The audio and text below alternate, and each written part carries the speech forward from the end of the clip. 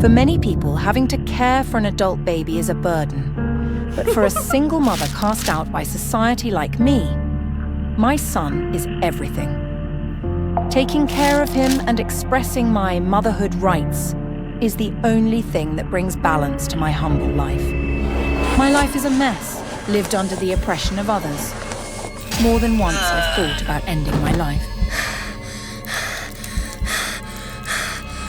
But when little Kevin appeared, nestled in my arms with his black eyes looking up at me so trustingly, I found meaning and a purpose for my life.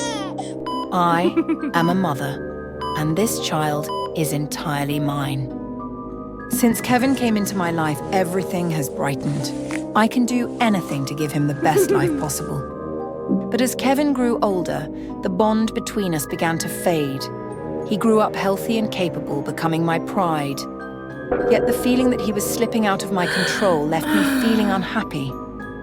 Sometimes I wished Kevin could go back to those days when he was still small. Then those fleeting thoughts suddenly became reality when Kevin fell severely ill, losing his ability to care for himself. I knew this was the time he needed me the most. It was as if I were reliving the days when Kevin was a small child. Every day I fed him, played with him, and helped him with his hygiene. Kevin struggled to digest food, so I gave him formula. After noticing how difficult it was to clean Kevin when he wore regular pants, I suddenly thought of dressing him in a bodysuit, just like when he was a baby. That outfit turned out to be incredibly practical, and it suited Kevin perfectly. Kevin would often hurt himself trying to roll off the bed. I suddenly thought that I should create a softer, warmer, and safer space for him, like a crib. Kevin, with his legs gradually withering away, obediently sat still in the crib. That gave me an unusual sense of satisfaction. Lately, Kevin had been very well behaved, so over the weekend, I decided to take him outside as a reward. But all that good behavior he'd shown me was just a scheme. The raspy sound of Kevin's voice calling out for help to the police sent me into a panic. Why do you have such a large stroller? Kevin was pleading for help from someone other than me. He was trying to escape from my love. Officer, it's just a misunderstanding, I explained calmly. You see, my son's mental state is a bit unstable, and his legs are also not convenient for moving. The officer glanced disdainfully at Kevin, a look that unsettled me, but I knew I had achieved my goal. No one would believe Kevin now, not even me, and Kevin would pay the price for his deceit.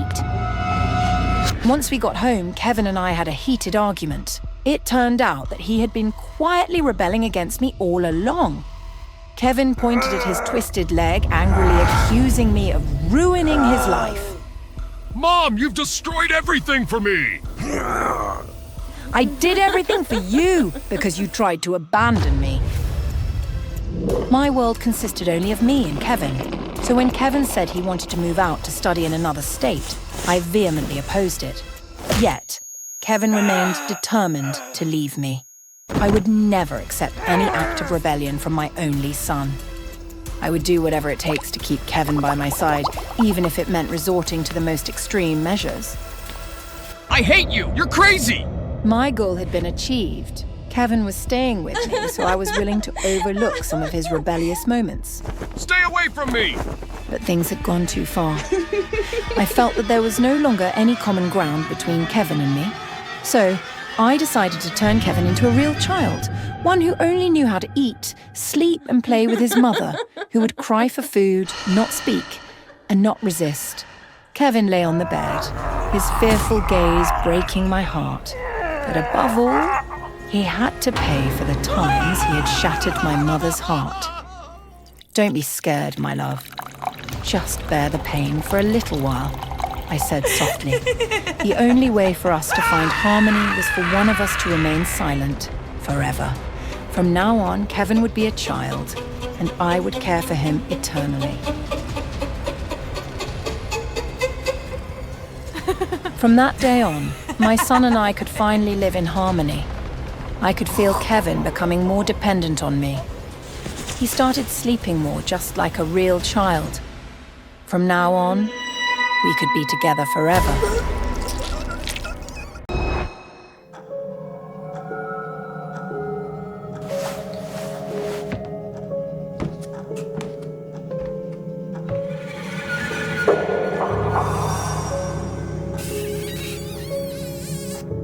I woke up at 4 a.m. thirsty. As I shuffled toward the kitchen, I noticed a light spilling out from Ethan's room. It was strange. Ethan was usually a deep sleeper. I paused outside his door, worried by the unusual glow. As I peered inside, I saw my son standing motionless by the window. "Ethan?" I whispered, trying to rouse him. He didn't turn around or notice me. Instead, he continued to stare out into the dark night. Suddenly, he turned to me and said, "It's time." His voice was a chill ran down my spine. I tried to shake it off, convincing myself it was just a dream or a minor disturbance. I walked back to bed, but I couldn't sleep. The strange words echoed in my mind. "It's time." What did that even mean? The following night, I decided to keep a closer watch. As the clock struck 4:13 a.m., Ethan was once again standing by the window, his silhouette as a ghostly figure against the night. I was about to approach him when I heard it, a soft, deliberate knock on the front door. My heart raced as I hurried downstairs, but when I opened the door, there was no one there, just an empty porch in the moonlight. The next morning, I questioned Ethan about the odd occurrences. He looked at me with wide, innocent eyes and claimed no memory of getting up during the night. It was unsettling, but I had to admit that children often have peculiar dreams. Night after night, the routine persisted.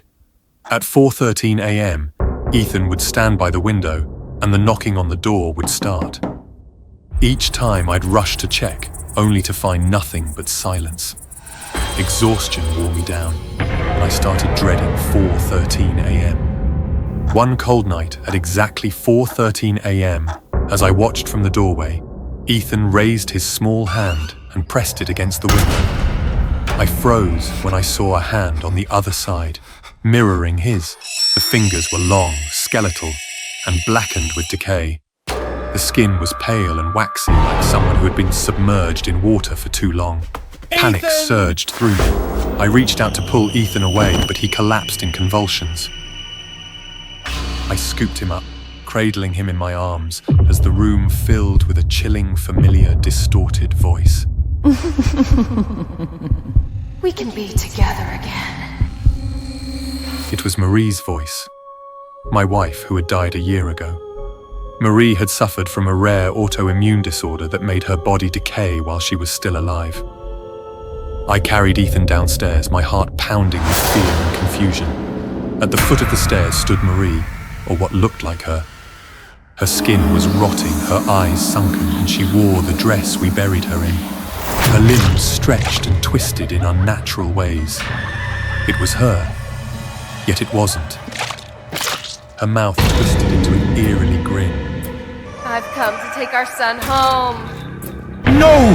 I screamed, clutching Ethan closer. "You're not taking him!" Desperation clawed at me as I fled back upstairs, Ethan in my arms. I slammed the door shut and hid by the bed, my heart pounding. Ethan, barely able to speak, said in a trembling voice, "Daddy, Mummy always comes at 4:13 and wants us to be a family again."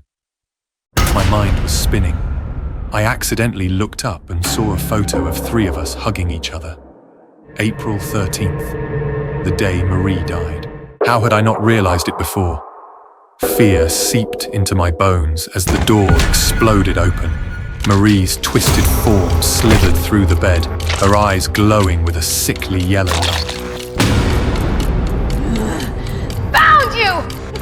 She hissed, her voice like nails on a chalkboard. In a desperate attempt, I opened the window to climb over to the roof, trying to escape the house. The air was frigid, and a feeling of hopelessness washed over me. "Ethan, we need to go! Now!" I shouted, pulling him close. But as I turned to climb, Ethan's small hand clung to mine. "Daddy, no! I want to be with Mummy!" My heart broke. Ethan, listen to me. That's not your mother. We need to get out of here. Ethan's grip tightened, his eyes filled with longing and fear. Please, Daddy, I miss her. Before I could argue further, the temperature in the room plummeted. Marie's grotesque figure emerged from the shadows. Her smile twisted into something both horrifying and triumphant. Ethan! Come to Mommy! She crooned, her voice full of malice. Ethan's eyes lit up with a mix of fear and longing. He began to move towards Marie, and I felt a pang of despair. No! I screamed, pulling Ethan back with all my strength. Stay with me! But Ethan broke free from my grasp, running into Marie's cold, outstretched arms. She embraced him, her face contorted in a sickening smile of victory. Marie's limbs wrapped around us, pulling us both into her icy, hard grip.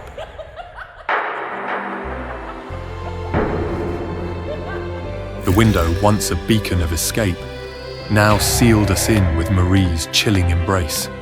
The last thing I remember was Ethan's terrified face turned calm, his eyes locked on me with a mix of love and fear. And now, we're a family again. She's a goddamn psycho. I don't know what to do with my stepdaughter anymore. She took a bunch of pictures of me while I was sleeping. Everything started 6 months ago when I married Harry. He has a 13-year-old daughter, Lily, from his previous marriage. I don't have any children of my own. The problem is, Lily and I haven't been able to get along. Since the wedding, things have gotten progressively worse. Much worse. At first, she ignored me. Now, she's aggressive. My favourite shoes were smeared with paint. My designer clothes were turned into rags. She even splattered black ink all over our bed like some bizarre art project.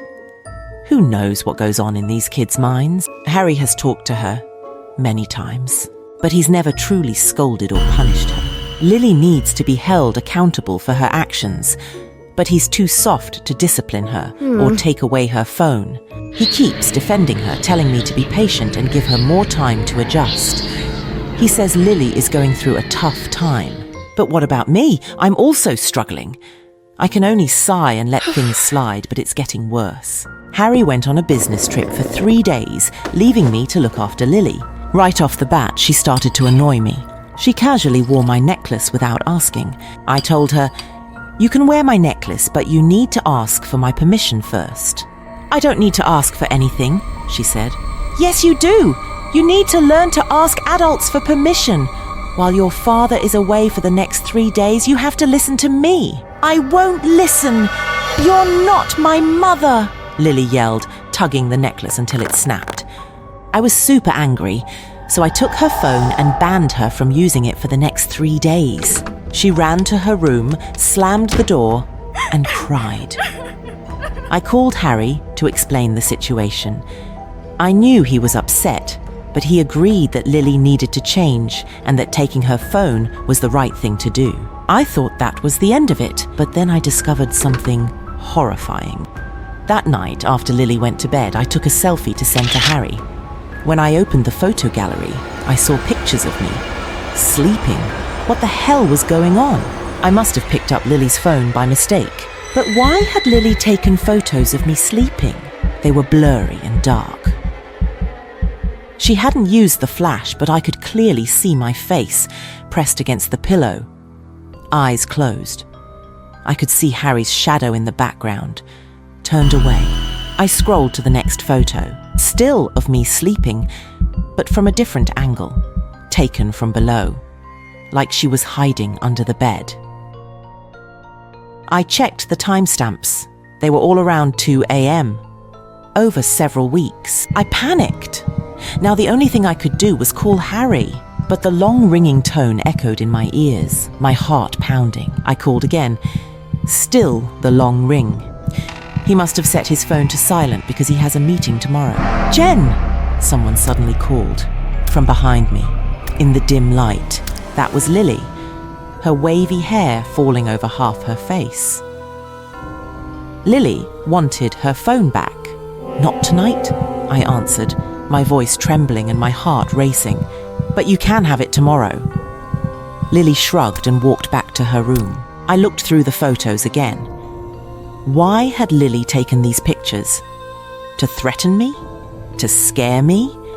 Was she planning to kill me, or maybe she just wanted to embarrass me? Maybe she planned to post them on TikTok or Instagram, but I looked awful, mouth open while I slept. Anyway, it wasn't the act of a psychopath. Lily was just a child. Still, that night, I locked my bedroom door. While waiting for Lily to finish school, I called Harry. He also thought Lily might have taken the pictures to post online or something. But Harry agreed with me that things had gone too far. He promised to talk to her when he returned from his trip. "Can I use my phone today?" Lily asked the moment she got in the car. "When you're really, really good, then I'll give it back, okay?" Tonight, I just needed to lock my bedroom door to be safe. She couldn't take pictures of me anymore. After talking to Harry, I felt much better, but what happened next made me regret it. That night, Lily was very well behaved. She thanked me for dinner, washed the dishes, and even folded the towels neatly.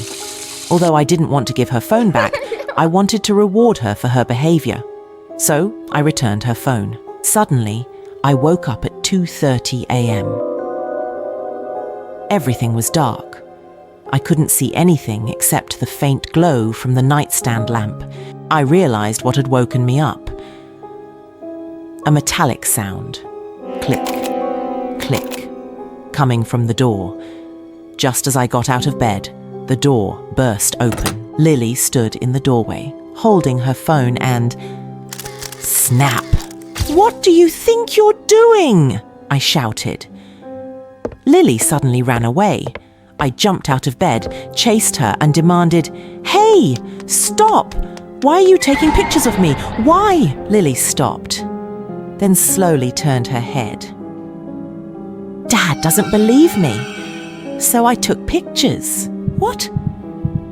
What do you mean he doesn't believe you? About what?" Lily said nothing, handing me the phone. She swiped to the first photo of me taken in the dark, blurry and dim. Her finger pointed to the ceiling in the picture. "Look! Look at what? Just turn up the brightness!" I turned up the brightness. In the picture, something was on the ceiling. Long shapes, crisscrossing. Lily swiped to the next picture and the next. It's like watching an old cartoon, each frame creating a movement. Something was reaching from the ceiling toward the bed, like a woman's arm. Dad didn't believe me when I showed him the pictures. He said he didn't see anything. He scolded me and said I read too many horror stories. So I showed my friends, but they didn't know either. My heart started to pound. I looked at the last photo, taken minutes ago, when I was sitting up in bed, shouting for Lily, and behind me was...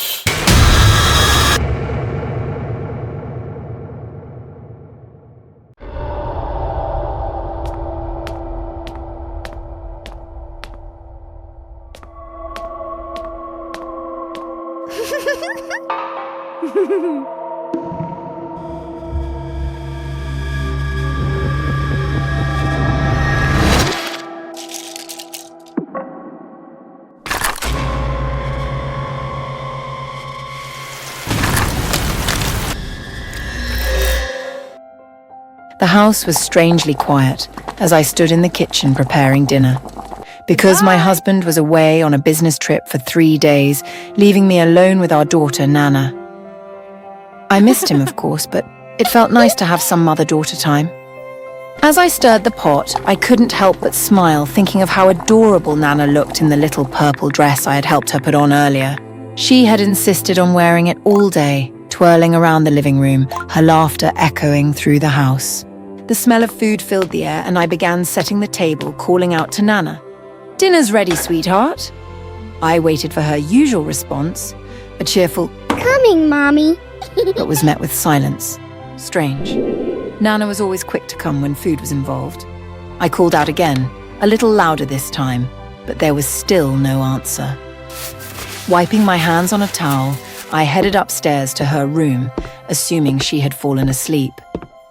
As I approached the door, I noticed a strange stillness in the air, an unnatural quiet that made the hairs on the back of my neck stand up. Pushing the door of Nana's room open, I tried to flick on the light switch, but the room remained dark. "Nana?" I called softly, stepping into the room. A shiver ran down my spine as I noticed something odd. There were several dolls in the room that I hadn't seen before. They sat on the bed, the dresser, and even the floor, their glassy eyes reflecting the dim light. My heart skipped a beat as I recognized them. These were the same dolls I used to play with as a child, the ones I had forgotten about after all these years. How did they get here? Before I could process the unsettling sight, a voice broke the silence. Mommy, it's tea time. The words were barely a whisper, but they sent a chill down my spine. I turned toward the sound and saw Nana sitting at her small tea table, her back facing me. She was perfectly still, her little hands resting on the table in front of her. "Nana, are you okay, sweetie?" I asked, my voice trembling. Something about her posture was wrong, too rigid, too unnatural. As I took a step closer, I noticed that the dolls were now positioned in a circle around her, their lifeless eyes fixed on me. I hesitated, a cold dread seeping into my bones. I reached out to touch Nana's shoulder, but as soon as my fingers brushed her skin, she collapsed onto the floor like a rag doll. What was going on with my Nana? I was shocked as I saw her face. Half of the skin was missing, revealing muscle and tissue. Her nails had been ripped off, leaving her tiny fingers bloody and raw. I stumbled back, my heart pounding. But before I could react, I heard it again. That soft, chilling voice. Mom, it's tea time. I spun around, my eyes wide with terror. There was no one there, just the dolls sitting motionless, yet I could feel their presence, their eyes boring into me. I tried to make sense of what was happening. Was I losing my mind? Was this some twisted nightmare? Then I saw it. From the shadows, a doll began to move. It was the headless one. It was dressed in a miniature version of the same purple dress Nana had been wearing. The doll's tiny hands clutched a tea tray as it glided toward me, moving with an unnatural grace. Why did you leave me, Mommy? The voice was childlike, but it held a dark, sinister undertone. The doll stopped in front of me, raising its tray as if offering me a cup of tea. I staggered back, shaking my head in disbelief. This couldn't be happening. I tried to scream, to call for help, but no sound came out. The dolls closed in, surrounding me, their tiny hands reaching out, grasping at my clothes, pulling me down. I kicked and struggled, but their grip was iron strong, unyielding. Mommy, don't you want to play with me? The headless doll asked, its voice now coming from all directions, echoing inside my skull. I felt cold metal press against my thigh, and I looked down in horror to see another doll holding a small, sharp knife, its eyes glinting with malice. The knife plunged into my leg, the pain searing through my body. I screamed, thrashing wildly, but the dolls pinned me down, their weight crushing, suffocating. They dragged me toward the tea table, forcing me to sit in the tiny chair. The headless doll climbed onto the table, its small hands meticulously arranging the tea set. More disgusting, it took one of Nana's nails, bloodied and torn, and carefully placed it on its own tiny finger, as if completing itself with pieces of my daughter. I sobbed, my mind fracturing under the relentless terror. "Please, just let me go." But the dolls only smiled, their expressions twisted into cruel mockeries of joy. Tea time, Mommy. Tea time, Mommy. Tea time, Mommy. They chorused in unison, their voices blending into a cacophony of madness. Just when I thought the nightmare couldn't get worse, my eyes wide with terror, and saw two dolls approaching, carrying a tray between them.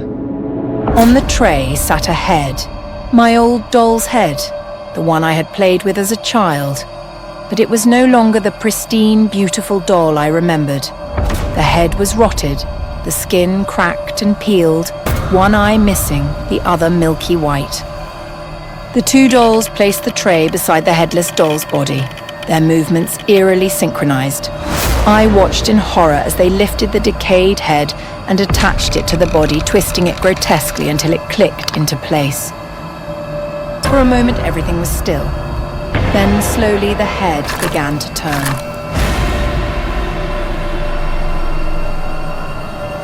The doll's mouth cracked open, and in a raspy, distorted voice, it whispered, Welcome